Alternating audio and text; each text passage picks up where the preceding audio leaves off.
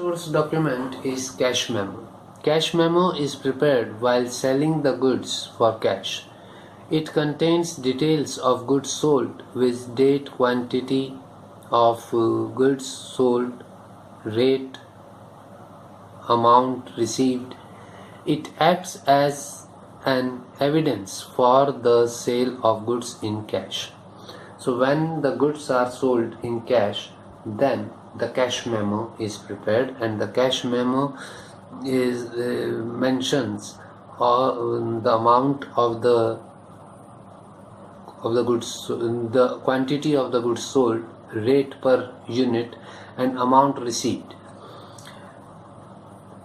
It is an evidence for the cash sales.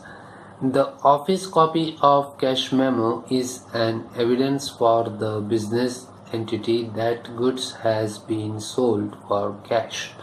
So it is prepared in duplicate. One copy is handed over to the person who has purchased the goods, and the other copy, that is the office copy, becomes an evidentiary proof of a cash transaction, of a cash sales transaction. Its format, its specimen is given below. Cash memo, super garments, deals in ready-made garments, 121 Rajpur Market,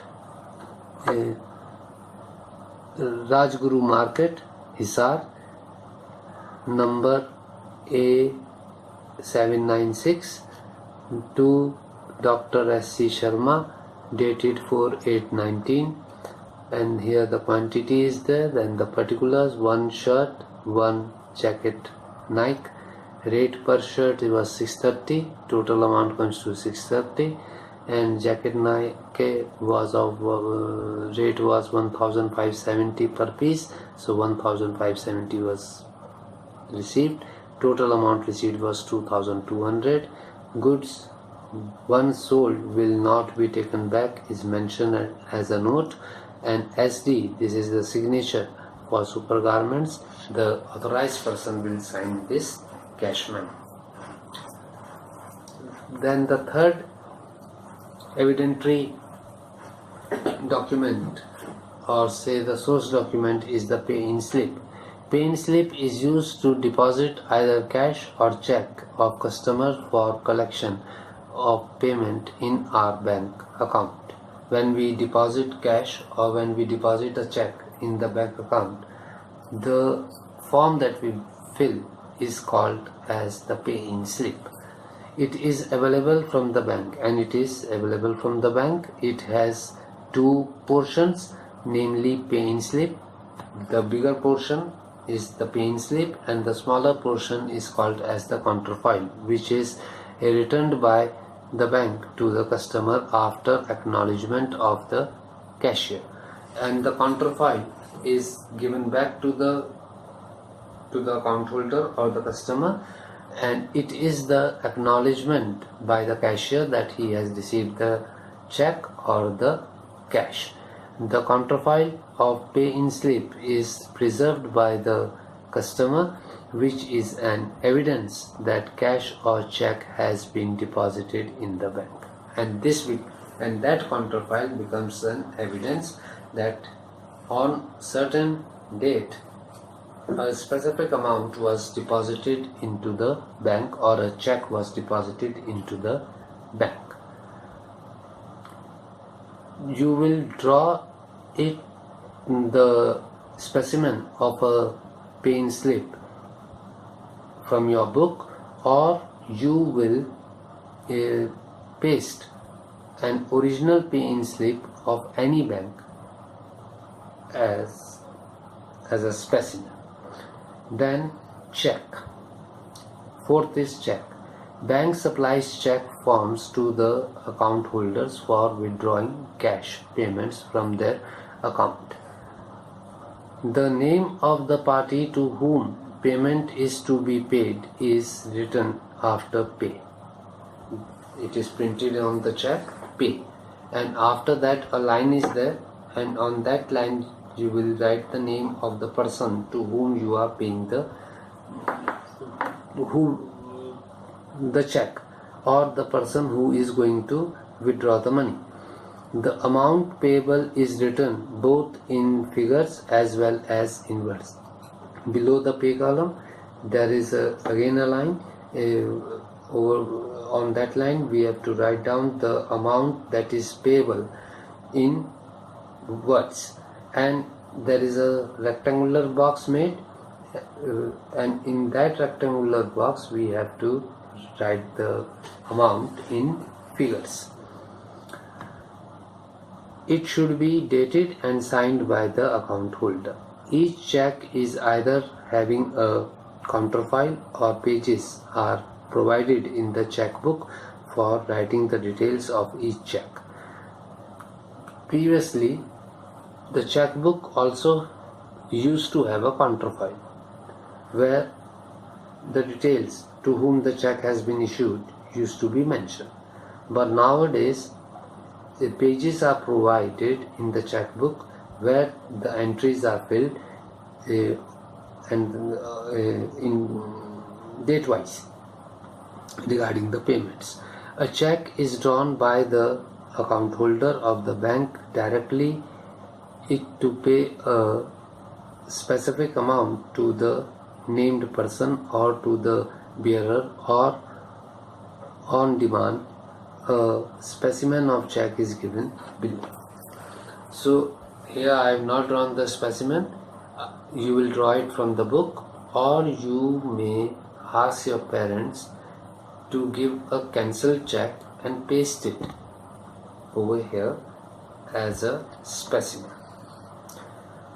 Now there are different types of checks which are issued to parties. The first one is order check. When the payment is paid to a specific person by writing his/her name after the word pay and by striking off the word bearer on the line printed on the check, it is called an order check. So in a check, two words are mentioned. One is order / bearer. When the bearer word is cancelled, a line is drawn on it, means it is not meant, and the name of the person is mentioned on the check, then that type of check is called a order check. Then the second type of check is the cross check.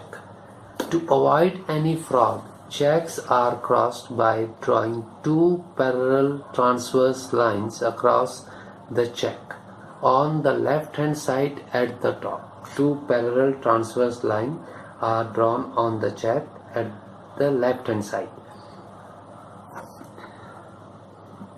Sometimes the words "and company," "account pay only," "not negotiable," or "name of the bank" is written within these two transverse lines.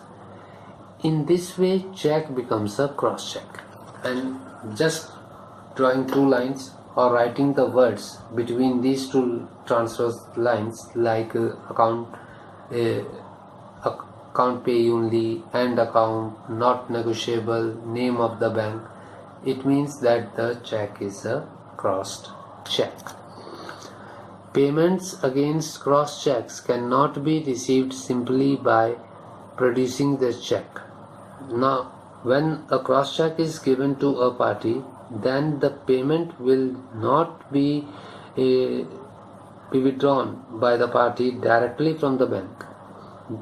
The cross check has to be first deposited in the bank account of the account holder in whose favor check is drawn, that is the person whose name is mentioned on the check, and only through his account payment can be withdrawn. Now it is the duty of the person who has got this check to deposit this check into his bank account, and then from his bank account he will be allowed to withdraw the money. And this is done just to avoid fraud cases. See, bearer check. Payment can also be made to the person who bears and presents the check in bank. In that case, the check is called a bearer check. And if the person whose name is mentioned on the check gets the money from the bank itself, it becomes a bearer check. In such a case, the order word has to be stricken off and the bearer is to be left. The account holder can use the bearer check to withdraw the money from his account by writing the word self at the place where pay is printed on the check. And the bearer check can also be used by the account holder to withdraw the money himself from the bank. Now there are certain numbers printed at the bottom of a check. What these numbers mean? A. First set of numbers. The first set of numbers represent the check number, which is a 6-digit number. The first set of numbers is a 6-digit number, and it is the number of the check. Second, MICR code. MICR, that is Magnetic Ink Character Recognition code, is a 9-digit number which consists of 3 parts. MICR code is a 9-digit number and it has 3 parts. First, city code. The first 3 digits represent the city code and are same as the first 3 digits of the pin code of the respective city. For example, Dehradun's pin code is 24008. 248001 is Dehradun's pin code. So 248 will be the city code. Then second is bank code. Next 3 digits represent the bank code. The next 3 digits will be the PAN code. And third is branch code. The last 3 digits represent the code of the branch. Then C is transaction ID. The last 2 digits on the check represent whether a check is a local check or payable at par check. Number 29, 30, 31 represents payable at par, and number 9, 11, 10, 11 represents payable locally. Then receipt. The receipt is issued to the customer when cash is received from him. Thus, receipt is an acknowledgement of cash received from the customer. It is prepared in duplicate. The original copy of receipt is issued to the customer, while duplicate copy is kept for reference in future. The receipt contains detail concerning date, amount, name of party, and nature of payment. The receipt is prepared by the cashier but signed by the authorized signatory only. Its specimen is given below. This is the specimen of a receipt.